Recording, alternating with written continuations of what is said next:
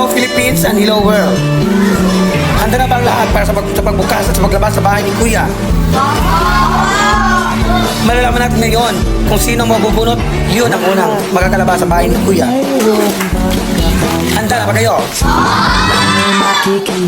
Sumail. Sa sunod-sunod mong paglabag sa patakaran kong ito, humantong ako sa isang desisyon. Ikaw ay pinapatawan ko ng forced eviction. Sumail. Sadya nga bang pasaway ka sa klase? Binigyan ka niya bad ng 2 points dahil masyado ka maingay. Sadya nga bang paulit-ulit ka pabalik ka sa CR? Binigyan ka ng 5 points ng iyong mga klase. Bukaw. Sadya nga bang masyado kang pabida-bida sa klase? At ngayon, malalaman natin kung sino makakalabas sa bahay ni Kuya. Anggoy. Sadya nga bang pasaway ka sa klase? Pinatawan ka ni Kuya ng forced eviction.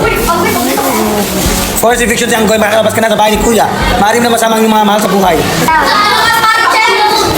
Maaari ka na lumabas sa bahay ni Kuya dahil pinatawad ka ng 15 points ng iyong mga kamag-aral. Ismael Jr.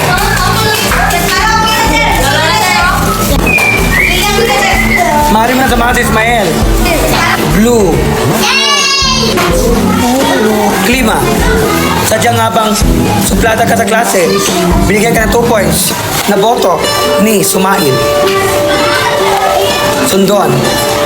Binigyan ka ng 6 na puntos ang iyong kaklase dahil sobrang bait mo at hindi ka nagpapakatotoo.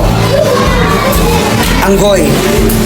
Binigyan ka ng 35 points ng iyong mga classmate kasi sobrang kulit mo at pasaway sa klase. Oh no! Patrick. O di kaya si Patrick kaya palalabas at hindi na papabalikin dahil sobrang pasaway nito. Flores. Binigyan ka ng 5 points na puntos ng iyong mga kaklase dahil sobrang mo daw cute. Loriente, binigyan ka ng 2 points ni Shane at 2 points ni Elizabeth at 8 points ni Susanias dahil sobrang mo daw pasaway sa klase. At bubunutin ko ngayon kung sino lamang ang makakalabas sa bahay ni Kuya at mananatili yung iba sa bahay. At para sa unang nakauwi at unang nakalabas sa bahay ni Kuya, congratulations! Mahal niyo na samahan ang mahal sa buhay sa labas.